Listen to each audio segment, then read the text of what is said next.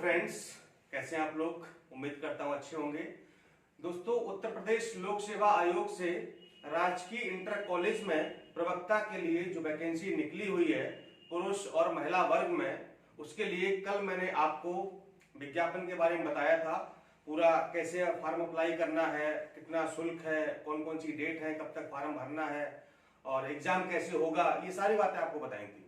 आज हम इस पर थोड़ा विस्तार से चर्चा करेंगे और इसके सिलेबस के बारे में आपसे हम विस्तार से बात करेंगे कि प्रारंभिक परीक्षा में और मुख्य परीक्षा में क्या सिलेबस होगा, परीक्षा का प्रारूप क्या होगा, प्रारंभिक परीक्षा कितने नंबर की होगी, क्या क्या पूछा जाएगा और मुख्य परीक्षा का पैटर्न किस प्रकार का होगा और उसका सिलेबस क्या होगा, उस पर हम विस्तार से चर्चा करेंगे।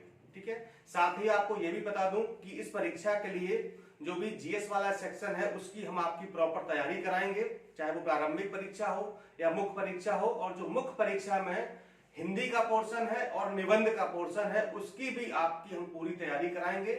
आपको नोट्स भी उपलब्ध कराए जाएंगे, साथ में आपको टेस्ट सीरीज भी मिलेगी और पूरी प्रॉपर तैयारी कराई जाएगी आपकी। ठीक है, चलिए तो शुरुआत करते हैं। सबसे पहले प्रवक्ता परीक्षा, प्रारंभिक और मुख्य परीक्षा की सिलेबस एवं परीक्षा का प्रारूप क्या होगा। ठीक है, तो सबसे पहले हम बात करते हैं प्रारंभिक परीक्षा की कि प्रारंभिक परीक्षा में क्या होगा। तो प्रारंभिक जो परीक्षा है वो बहुविकल्पी प्रकार की होगी, वस्तुनिष्ठ प्रकार की होगी, यानी कि एक प्रश्न के 4 विकल्प दिए जाएंगे, उसमें आपको एक सही विकल्प पर टिक करना है। ठीक है, तो इसमें जो प्रश्नों की संख्या होगी वो होगी 120। ठीक है, कुल 120 प्रश्न पूछे जाएंगे, जिसमें से जो 80 प्रश्न हैं वो आपके विषय के होंगे। सपोज आप इतिहास से दे रहे हैं या आप भूगोल से दे रहे हैं, आप जीव विज्ञान से दे रहे हैं, आप मैथ से दे रहे हैं, आप फिजिक्स या केमिस्ट्री से दे रहे हैं, जिस विषय से भी आप दे रहे हैं, तो 80 प्रश्न तो उस आपके विषय के होंगे। ठीक है, और 40 प्रश्न आपके होंगे जीएस के। ठीक है, 40 किसके होंगे, सामान्य अध्ययन के होंगे, जीएस के होंगे। ठीक है, कुल मिलाकर के 120 प्रश्न होंगे और ये अंक होंगे कुल 300, यानी कि 300 नंबर का पेपर होगा। ठीक है, यानी लगभग 2.5 नंबर का एक प्रश्न बनेगा, तो ये 300 नंबर का पेपर होगा। समय होगा इसका 2 घंटे। ठीक है, अब देखिए यहाँ पर ध्यान देने वाली बात यह है कि 40 नंबर का जीएस रखा गया है। ठीक है, और जीएस काफी इंपॉर्टेंट है क्योंकि जिस विषय से आप परीक्षा दे रहे हैं, ठीक है, तो वो विषय तो सभी लोगों ने समान रूप से पढ़ा होगा, जो भी आपके साथी है, जो भी जितने भी उस विषय में, सपोज मान लो इतिहास है, ठीक है, या भूगोल है, तो इतिहास भूगोल में जितने भी विद्यार्थी हैं, जितने भी प्रतियोगी हैं, सबने समान पढ़ा होगा। ठीक है, लेकिन जो लोग, मुझे लगता है जो लोग टीचिंग की तैयारी करते हैं या शिक्षक भर्ती की तैयारी करते हैं, शायद वो लोग थोड़ा जीएस कम पढ़ते हैं, ऐसा मतलब मैंने ऑब्जर्व किया है। तो यहाँ पर जीएस का वेटेज काफी बढ़ जाता है। ठीक है, तो यहाँ पर जो 80 नंबर का आपका वैकल्पिक विषय, यानी जो भी आपका विषय रहेगा उसके क्वेश्चन आएंगे, उसमें तो लगता है मुझे कि सब लोग लगभग समान करेंगे, लेकिन वेरिएशन कहां पर आएगा, जीएस में आएगा। और जिसका जीएस अच्छा हो गया, मुझे लगता है कि उसका सिलेक्शन हो जाएगा, उसका प्री हो जाएगा। ठीक है, तो आप लोगों को अपने विषय के साथ साथ जीएस पर भी ध्यान देना है और जीएस की आपकी हम पूरी तैयारी कराएंगे। इसकी आपको हम टेस्ट सीरीज भी उपलब्ध कराएंगे। ठीक है, प्रारंभिक परीक्षा में नेगेटिव मार्किंग भी होगी 1/3, यानी कि अगर आप 3 प्रश्न गलत करते हैं तो फिर एक सही प्रश्न आपका काट लिया जाएगा। इसे कहते हैं 1/3 नेगेटिव या फिर 0.33 नेगेटिव मार्किंग। ठीक है, तो ये हो गया। और प्रारंभिक परीक्षा में जितने भी अभ्यर्थी बैठेंगे तो उसमें जो मुख्य परीक्षा देंगे, चूंकि यहाँ पर मुख्य परीक्षा भी है, तो मुख्य परीक्षा के लिए 13 गुना अभ्यर्थियों को क्वालिफाई कराया जाएगा। ठीक है, यानी जैसे 1473 सीटें हैं तो 1473 गुणे 13 कर दीजिए और जितने विद्यार्थी होंगे उतने लोगों को मुख्य परीक्षा के लिए कॉल किया जाएगा। ठीक है, तो 13 गुना लोग बुलाए जाएंगे मुख्य परीक्षा के लिए। ठीक है, देखिए प्रारंभिक परीक्षा का सिलेबस क्या मैं आपको बता दूं।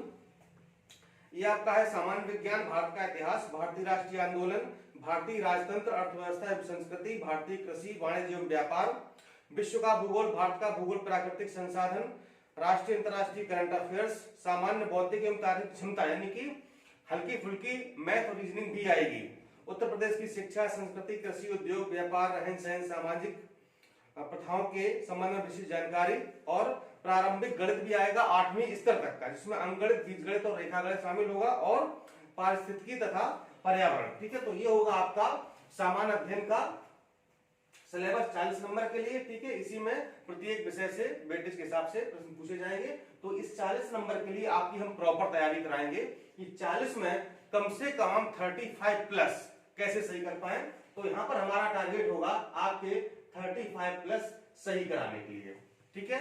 इसमें आपके 36, 37, 38 नंबर भी सही हो सकते हैं। अगर आप प्रयास करते हैं, मेरे साथ तैयारी करते हैं, तो फिर आपके निश्चित रूप से 35 प्लस नंबर यहाँ पर आ जाएंगे। और यहाँ पर आपने एक सामान्य स्कोर कर लिया तो आप प्रारंभिक परीक्षा बड़े आसानी से पास कर सकते हैं, ठीक है। ये कैसे करना है इसकी रणनीति पूरी आपको बताएंगे, ठीक है। सब कुछ होगा, धैर्य बनाए रखिए। ये तो हो गई आपकी प्रारंभिक परीक्षा की बात, ठीक है। अब आते हैं हम मुख्य परीक्षा। आप मुख्य प्रारंभिक परीक्षा क्वालिफाई कर गए और आप आगे मुख्य परीक्षा, ठीक है। आपको देनी होगी मुख्य परीक्षा। यहाँ पर इंटरव्यू नहीं है, साक्षात्कार नहीं होगा, केवल मुख्य परीक्षा के अंकों के आधार पर आपकी मेरिट बनेगी। और जो प्रारंभिक परीक्षा होगी वो सिर्फ क्वालिफाइंग प्रकार की है। प्रारंभिक परीक्षा के अंक मेरिट बनाते समय नहीं जोड़े जाएंगे। मेरिट का आधार होगा सिर्फ और सिर्फ मुख्य परीक्षा। चलिए, मुख्य परीक्षा आपकी कुल 400 अंक की होगी, 400 नंबर की मुख्य परीक्षा होगी, जिसमें 2 प्रश्न पत्र होंगे, प्रथम प्रश्न पत्र और द्वितीय प्रश्न पत्र, ठीक है। प्रथम प्रश्न पत्र में क्या होगा, सामान्य हिंदी एवं निबंध, और ये परंपरागत प्रकार का होगा, कन्वेंशनल होगा, अर्थात लिखने वाला होगा यहाँ पर, ठीक है। यहाँ पर आपको आंसर राइटिंग करनी पड़ेगी, यहाँ पर कोई बहुविकल्पी प्रश्न नहीं आएगा, सिर्फ और सिर्फ आपको लिखना होगा। इसलिए अपनी लेखनी पर ध्यान दें, अभी से लिखना प्रारंभ कर दें। कैसे लिखना है, किन किन बातों का ध्यान रखना होगा आपको, ये सारी बातें आपको बताएंगे हम समय समय पर। इसके लिए आपको समय मिलेगा 2 घंटे का, और ये पेपर होगा आपका 100 नंबर का, ठीक है। 100 अंक का पेपर होगा, जिसमें आपका 50 नंबर की हिंदी होगी और 50 नंबर का निबंध होगा, ठीक है। जो द्वितीय प्रश्न पत्र होगा वो होगा आपके वैकल्पिक विषय का, ये भी परंपरागत होगा, लिखने वाला होगा। जो भी आपने विषय रखा हुआ, जिस आप विषय से परीक्षा दे रहे हैं, उस विषय के बारे में आपसे पूछा जाएगा, प्रश्न आएंगे, और इसके लिए आपको समय दिया जाएगा 3 घंटे का, और अंक होंगे 300, ठीक है। तो फिर वही बात, यहाँ पर 300 नंबर का आपका विषय, लेकिन 100 नंबर का हिंदी और निबंध भी है। तो हिंदी और निबंध में अक्सर लोग कमजोर पड़ जाते हैं। अब जिसका विषय हिंदी होगा उसे कोई दिक्कत नहीं है, लेकिन अगर कोई विद्यार्थी विज्ञान वर्ग का है, कॉमर्स वर्ग का है, ठीक है, या जिसने सामान्य निबंध कभी नहीं लिखा है, हिंदी नहीं पढ़ी है, तो उसके लिए तो समस्या वाली बात है ना। तो सामान्य हिंदी और निबंध की आपकी प्रॉपर तैयारी कराएंगे, सारे नोट्स आपको दिए जाएंगे, इसकी टेस्ट सीरीज भी आयोजित होगी, ठीक है। ये हो गया प्रथम प्रश्न पत्र और द्वितीय प्रश्न पत्र। अब इस मुख्य परीक्षा के प्रथम और द्वितीय प्रश्न पत्र का हम सिलेबस देख लेते हैं और किस प्रकार से प्रश्न पूछे जाएंगे ये बात कर लेते हैं। तो देखिए, सामान्य हिंदी है वो 50 अंक की होगी, ठीक, जिसमें क्या क्या होगा, एक अपठित गद्यांश होगा जिसमें आपको उसका संक्षेपण लिखना है, ठीक है। रेखांकित अंशों की व्याख्या लिखनी है, उससे संबंधित पूछे गए प्रश्न लिखने हैं, और उसका उचित शीर्षक लिखना है, ठीक है। इसके अलावा हिंदी में क्या होगा ये आपको मैं पढ़ के बता दे रहा हूं। अनेकार्थी शब्द, विलोम शब्द, पर्यायवाची, तद्भव, क्षेत्रीय विदेशी भंडार शब्द, वर्तनी शुद्धि, अर्थबोध, शब्द रूप, संधि, समास, क्रियाएं, हिंदी वर्णमाला, विराम चिन्ह, शब्द रचना, वाक्य रचना, अर्थ, मुहावरे, लोकोक्तियां, उत्तर प्रदेश की मुख्य बोलियां तथा हिंदी भाषा के प्रयोग में होने वाली अशुद्धियां, ठीक है। तो ये जो पूरा हिंदी का पोर्शन है ये आपका हम पूरा कंप्लीट करवाएंगे, ठीक, चाहे वो हिंदी ग्रामर हो या फिर संक्षेपण हो। और दूसरा जो उसका खंड होगा वो होगा निबंध का, जिसमें आपको एक निबंध लिखना होगा, ठीक है। निबंध के जो टॉपिक दिए गए हैं 6 टॉपिक हैं। साहित्य संस्कृति, राष्ट्रीय विकास योजनाएं क्रियान्वयन, राष्ट्रीय अंतर्राष्ट्रीय सामाजिक समस्याएं या निदान, विज्ञान तथा पर्यावरण, प्राकृतिक आपदाएं एवं उनके निवारण, कृषि, उद्योग एवं व्यापार, ठीक है। तो ये 6 खंड दिए हैं, यानी कि 6 निबंध आएंगे, ठीक है। 6 निबंध आएंगे, 6 खंड दिए गए हैं, उसमें से आपको सिर्फ एक निबंध लिखना है, और उस निबंध की शब्द सीमा होगी 1000 शब्द, ठीक है। ये थोड़ा सा इस बार आयोग ने शब्द सीमा इसकी बढ़ा दी है, क्योंकि पीसीएस में 700 शब्दों में निबंध लिखाया जाता है, समीक्षा अधिकारी में 600 शब्दों में लिखाया जाता है, ठीक है। अभी जो खंड शिक्षा अधिकारी हुई वहां पर आपसे 700 शब्दों में लिखाया गया है, ठीक है। तो यहाँ पर शब्द सीमा बढ़ा दी गई, कोई दिक्कत नहीं है। अब जो निबंध आपको हम देंगे तो उनकी शब्द सीमा भी हम बढ़ा करके देंगे। जैसे 1000 शब्दों का निबंध आपको लिखना है तो कम से कम आपको 1200 या 1300 शब्दों का लिखा हुआ निबंध देंगे। अगर 100-200 शब्द आप भूल भी जाते हैं तो फिर आप आराम से 1000 शब्द लिख करके आ जाएं, और ये निबंध आपका होगा 50 नंबर का, ठीक है। यानी कि 50 नंबर की हिंदी होगी, 50 नंबर का होगा आपका निबंध। तो ये 100 नंबर का आपका हो गया कुल मिलाकर के हिंदी का पेपर। ठीक है, अब बात आते हैं हम करते हैं वैकल्पिक विषय की। जो दूसरा प्रश्न पत्र होगा वैकल्पिक विषय का, परंपरागत रूप में, कन्वेंशनल रूप में, यानी कि लिखने वाला होगा। तो इस वैकल्पिक विषय में कुल 20 प्रश्न होंगे। ठीक, कितने होंगे? कुल 20 प्रश्न होंगे। 3 खंड होंगे, खंड आ, खंड बा और खंड सा। ठीक है, खंड आ में 5 प्रश्न होंगे जो कि सामान्य उत्तरी प्रकार के होंगे। इन प्रश्नों को आपको 250 शब्दों में लिखना है और एक प्रश्न होगा 25 नंबर का, यानी कि 25 पंचे 125 अंक का होगा आपका खंड आ। ठीक है, खंड बा में क्या करना है? 5 प्रश्न आएंगे, लघु उत्तरी प्रकार के होंगे। प्रत्येक प्रश्न को आपको 150 शब्दों में लिखना होगा और प्रत्येक प्रश्न के लिए अंक होंगे 15। ठीक है, यानी कि 75 अंक का होगा आपका खंड बा। खंड सा में देख लेते हैं, 10 प्रश्न आएंगे, अति लघु उत्तरी प्रकार के होंगे। प्रत्येक प्रश्न को आपको 50 शब्दों में लिखना होगा और प्रत्येक प्रश्न होगा आपका 10 अंक का, यानी कि यहां पर आपका हो जाएगा ये 100 नंबर का आपका खंड हो जाएगा। ठीक है, तो पहला खंड 125 नंबर का, दूसरा खंड 75 नंबर का, तीसरा खंड 100 नंबर का, कुल मिलाकर के हो गए 300 अंक। ठीक है, तो 300 अंक का होगा आपका वैकल्पिक पेपर।